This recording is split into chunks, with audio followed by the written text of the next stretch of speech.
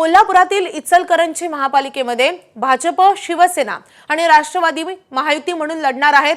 महायुतीच्या नेत्यांनी अधिकृतरित्या तिथे घोषणा केली आहे। इचलकरंजी महापालिकेमध्ये 65 जागांवर महायुतीचे उमेदवार लढणार असल्याचं कळतंय।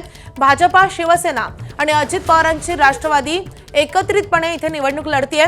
सर्वच उमेदवारांना रात्रीपासूनच एबी फॉर्मचं वाटप करण्यात येत आहे। त्यामुळे इचलकरंजी महापालिकेमधला तिढा अखेर सुटलाय आणि आता महायुती म्हणून इथे निवडणूक लढवली जाणार आहे।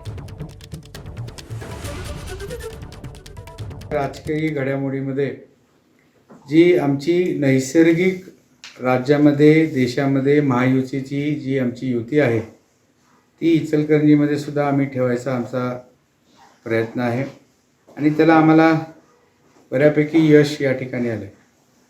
आज महायुती म्हणून आम्ही इलेक्शनला सामोरं जात असताना इचलकरंजीमध्ये शिवसेना, राष्ट्रवादी आणि भारतीय जनता पार्टी आम्ही तिन्ही पक्ष येणारी हा महानगरपालिकेच्या निवडणुकीला सामोरं जातोय। एबीपी माझा, उघडा डोळे बघा नीट।